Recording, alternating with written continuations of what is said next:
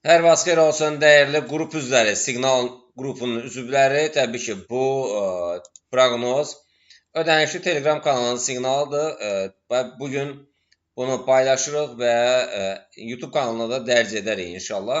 Yəni bildiyiniz kimi biz yanvar ayının 26-sında qızılın sürətlə $800 enişi haqqında məlumat verdik.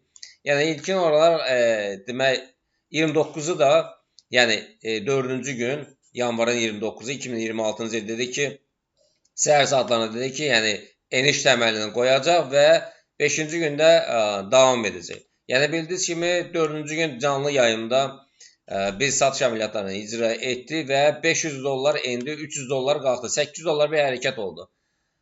Sonra isə növbəti gün demişdik ki, saat 11-dən sonra yenidən ardı gələcək. Təbii ki, yenidən ardı gəldi. Nə az, nə çox bir gün ərzində səhərdən də hardasa yenidən $800 bir eniş oldu. Yəni ümumilikdə demək $1000 bir eniş olub. Biz $1800-da eniş haqqında danışmışdıq.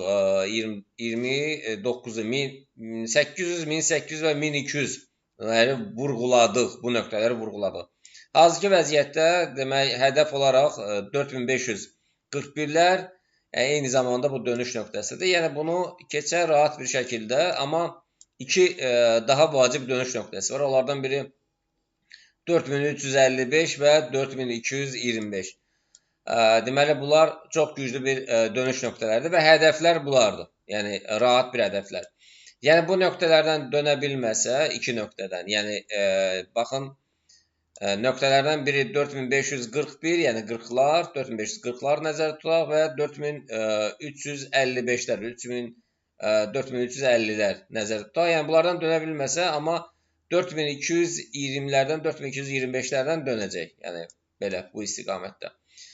Yəni bir də elan edim və nəzərinizə çatdırım ki, son günlər qızılın trayektoriyası, yəni diapazon genişlənib deyənə $1000 aşağı olan depozitdə olan $1000 aşağı olan depozitlərlə qızılda alqı-satqı etmək təhlükəlidir. Yəni bunu yadda saxlayın.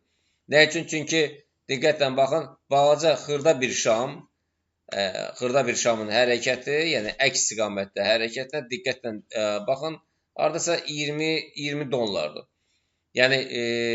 Yəni çox təhlükəlidir. Biraz qoy bazar sakitləşsin. Hardasa həftənin 3-cü gündən sonra artıq siz qızıl yəni proqnozlarını verəndə girə bilərsiniz. Yəni biraz məsələn $500-lıq, $600 depozitlə. Nəsə indi hal-hazırda biz nəyə gözləməliyik? Yəni sırf olaraq mənim nəzəriyyəm əsasında alış əməliyyatlarını istəyirsinizsə, alış əməliyyatları üçün yalnız və yalnız yəni şam yarım saat zaman intervalında bu fraktalı kəsməlidir. Bu Qafar müəllimin taktikası, yəni GMT taktikası mənim strategiyamdır. Bu deməli GMT taktikası ilə siz gözləməlisiniz ki, bu GMT taktikasının konseptinə daxildir. Bu ikinci təsdiqli şam nəzəriyyəsi. Yəni bu şam kəsərsə trend xətti, ikinci təsdiqli şamdan sonra əvvəlki şamdan $1, 100 pips və ya da 150 pips dollar yarım keçəndən sonra alış əməliyyatlarına siqnal alacaq. Bu 5020-lərə qədər ilkin olaraq, yəni təməl qoymaqdan ərə qədər yüksələcək. Biz yarım saatlı zaman intervalına baxsaq daha yaxşı olar. Yəni hələ ki biz 4790-lara qədər gözləyək. İkinci təsdiq şamdan sonra alış əməliyyatlarını verərik və rahat bir şəkildə bizə lazım olan ən azından belə deyək də, yəni $100 qalxışın, yəni ən azından 50%-ni tutsaq, yəni bizə kifayət edər. Keçək digər cütlüklərə, demək, həm qızıl, həm gümüş DD, drop down fəlsəfəsini icra etdi və aşağı doğru istiqamətdən davam etdirdi. Hal-hazırda, yəni gördüyünüz kimi hədəfləri müəyyən edim sizin üçün. Yəni bu dəfə 74-dən aşağı formalaşsa və rahat bir şəkildə qiymət 69-50-lərə qədər gələr. Alış əməliyyatları təbii ki, bir çoxlarının alış əməliyyatları maraqlandırır, amma alış əməliyyatlarını nəzərinizə çatdırım ki, yəni biraz tərəddüdlə yanaşın, çünki deməli Əsas deməli qiymət hansı nöqtələrdən alışlar gəlir? 84-90-lardan sonra 85-16-dan yuxarı formalaşsa alışları icra edə bilərsiniz.